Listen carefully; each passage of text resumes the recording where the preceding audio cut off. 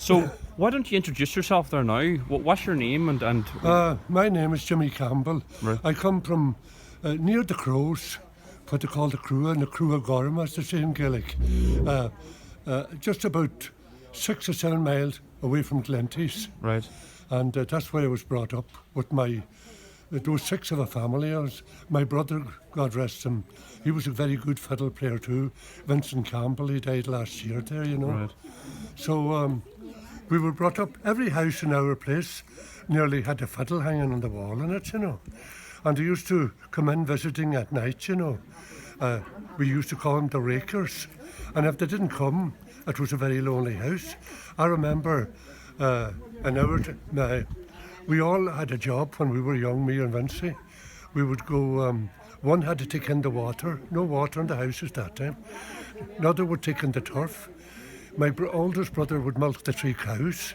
And then when all of that, my father would go down then and he foddered the cattle. And then we come in then, and the Tamor, the big tea they used to call it, for the whole lot, we'd eat nearly 2 scones of bread, 6 men. Right. And then after that, my mother would sweep up the floor because the rakers would be in. Right. And we'd sit around waiting for the latch and if nobody came in, it was a lonely night. But there was always 6 or 7 people would come in.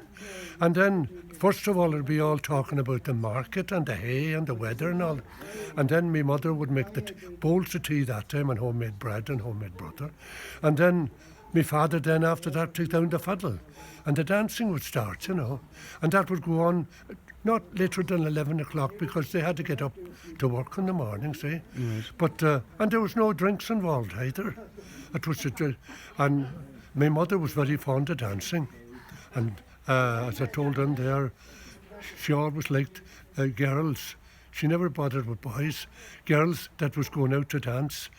If they didn't have the dance, the steps. That time you had to have the steps. Nowadays, you can go around with a fag in your hand and a bottle of beer and another and walk away. But that time, if you didn't, you were left on the forum all night. Right. They used to call them the wallflowers, my mother used to call.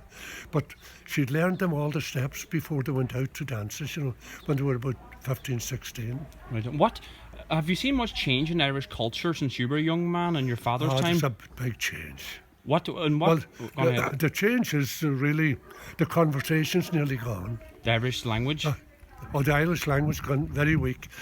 I was brought up, there was nothing. I went away to Scotland and I was afraid to have a conversation in English. It was all Gaelic from morning to night. But now, and even the local pub there, it was all Irish. Now you go into it's all English. Yeah, it's very sad, isn't it? Very sad, very sad. I don't know why, but I think what happened, immigration too done it. And they married maybe people that had no Irish? No Irish. Right. And then after come home, then the family didn't have it. Right. What's the consequences of that, of us losing our language? Is there a loss of our heritage and our identity? I think we're losing it. We're losing it? We're losing it. And are you worried about that? I am. And now you go into a fella told me the other day, he thought he'd go out for a pint in the pub.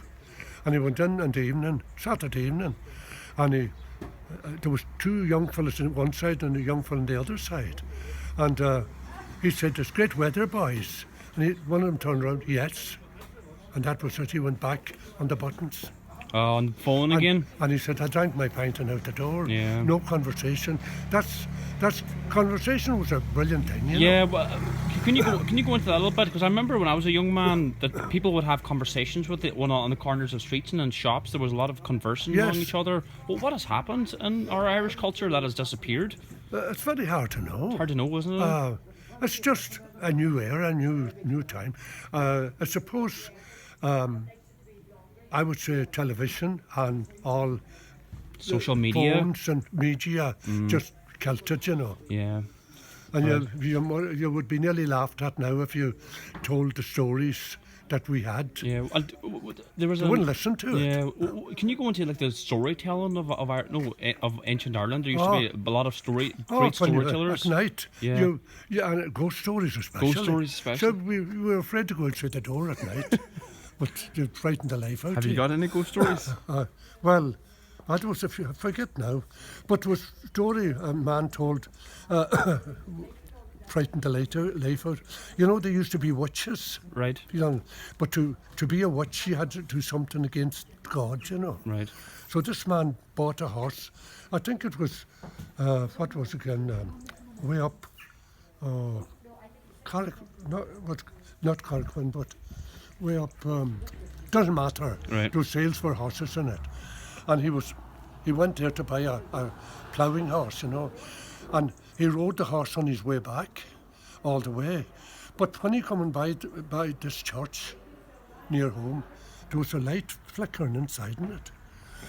And that was about 4 o'clock in the morning. And he says to himself, there's something queer going on in there. There shouldn't be light. So he went up with it and he stretched up on the horse, looked in the window. And there was 2 old women that he knew from the neighbourhood skinning a dead body in front of the altar. And no wonder we were frightened. That's some story. And then they used to make a rope out of the skin and draw it in on the May morning dew. And then it was always a body a person that was buried last, they would lift from the grave. Right. And then they had the power of a witch then. They could steal the milk from all that sort of thing. Right, okay. And no wonder we were afraid of when you hear terrible stories like that. Right, okay. And they used to turn themselves into a hare as well, and go to the buyer and milk the cows and take all the milk and all that sort of thing. Like a rabbit? Or a hare? What do you mean? Hare's like a rabbit. Like. Yeah. But there was one man, it was no good in shooting them with an ordinary cartridge. You had to put in a silver ball.